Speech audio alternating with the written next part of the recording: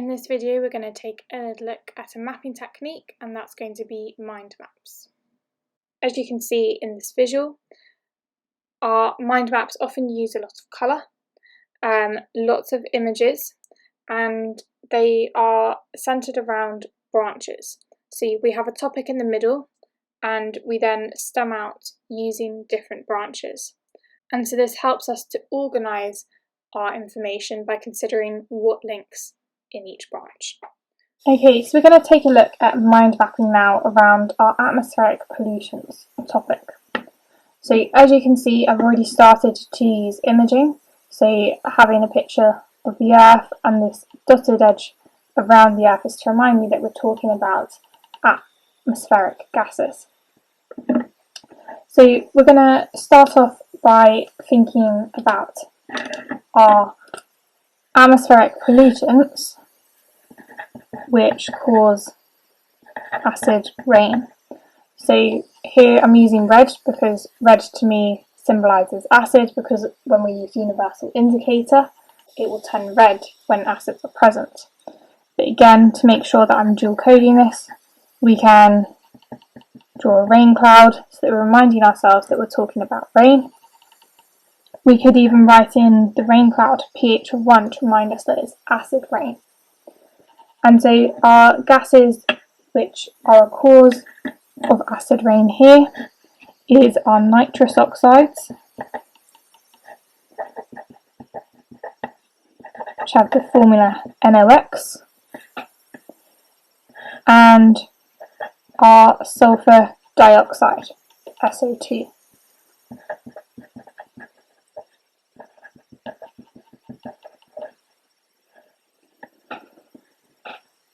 Now our nitrous oxides, these come from our cars, where we are having a reaction between our nitrogen and our oxygen, so nitrogen coming from the air and also the oxygen from the air. But it's that high temperature of our car engine, and so again dual coding it with our drawing of a car, thermometer showing that high temperature, and that leads to form our NOx, and these dissolve in the clouds to then form our nitric acid. And it's a similar story with sulfur dioxide. So sulfur dioxide is due to combustion of sulfur impurities.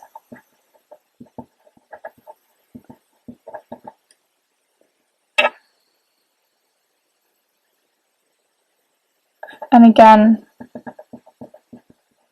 dissolves in the clouds. But this time we're going to be forming a sulfic acid. And so we can also think about the problems of acid rain, and so here we can think about the fact that it kills wildlife, such as plants, and it's going to contaminate drinking water.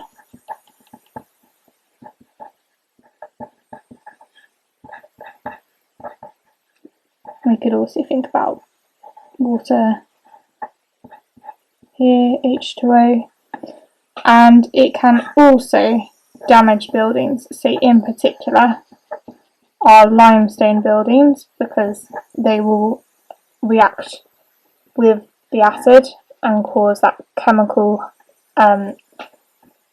corrosion. We also have some statues that might be made of limestone, so they could also be damaged. These gases as well can also cause respiratory problems, such as asthma.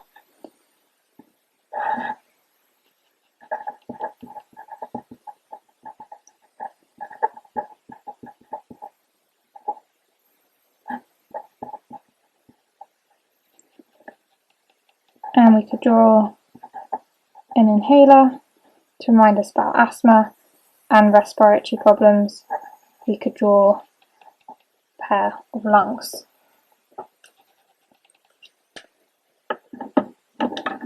So next what we can think about is our greenhouse gases. And here I'm using green because greenhouse, and I can draw a greenhouse and remind myself that the greenhouse has got sun coming in and it traps that energy inside, keeping it all nice and warm. So our three greenhouse gases there is methane, which is CH4, water vapour, and carbon dioxide.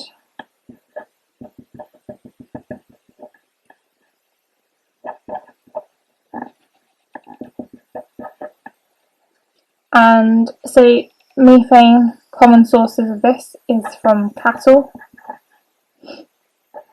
So I could draw a cow, which at the moment is looking more like a horse, but that is a cow. And also landfill sites, so where we've got our mountains of rubbish,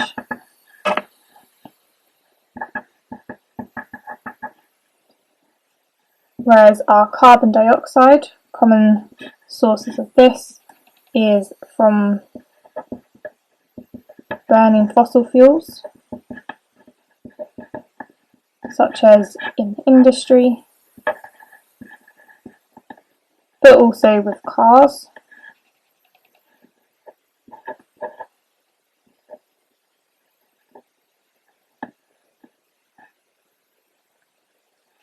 But also deforestation. So remember, our trees take in carbon dioxide, but if we don't have trees, then there aren't trees to take in our carbon dioxide. Our water vapour, this is a byproduct of combustion. And so by that we mean our burning fossil fuels.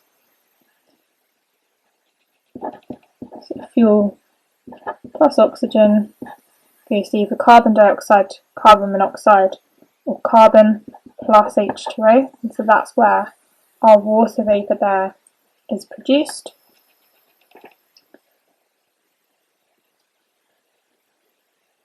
And so those are our three greenhouse gases.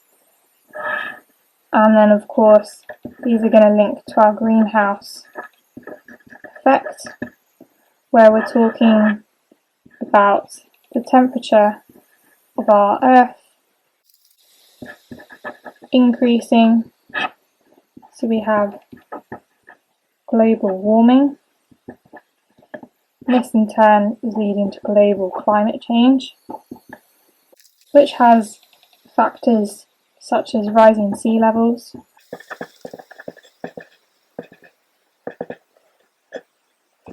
extreme weather,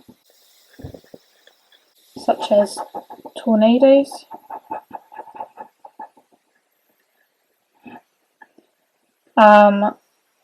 we've got destruction of habitats,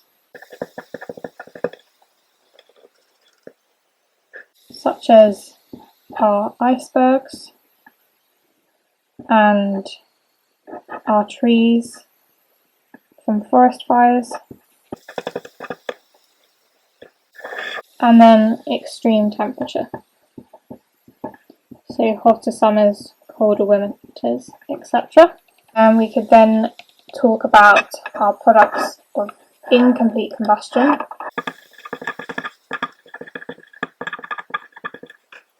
And so these are going to be our carbon monoxide and our carbon which is our soot. So CO and C. Now carbon monoxide is toxic. So here we could draw skull crossbones to show you its toxicity. But it's also particularly dangerous because it is colourless and odourless. So the reason it's toxic is it stops oxygen being carried in the blood,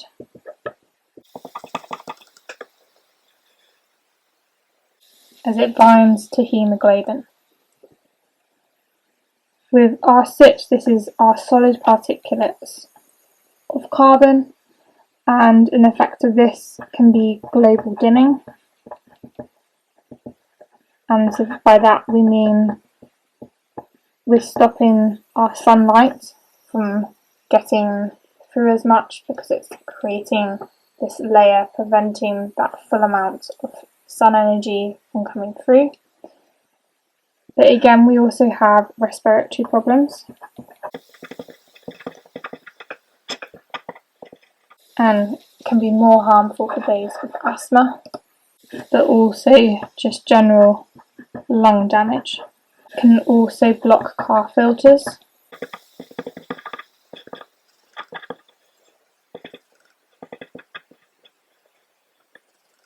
And make buildings look dirty, as we end up with that black layer on the surface of our buildings.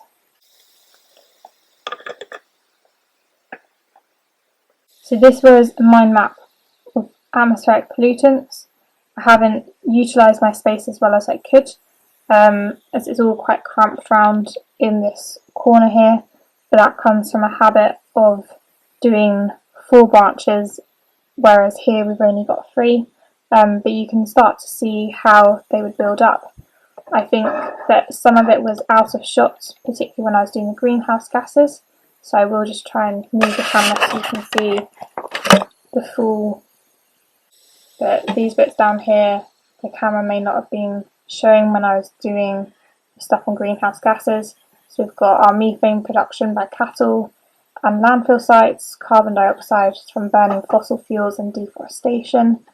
Water vapour is a byproduct of our combustion, so as well as carbon dioxide when we burn fossil fuels, we also get water.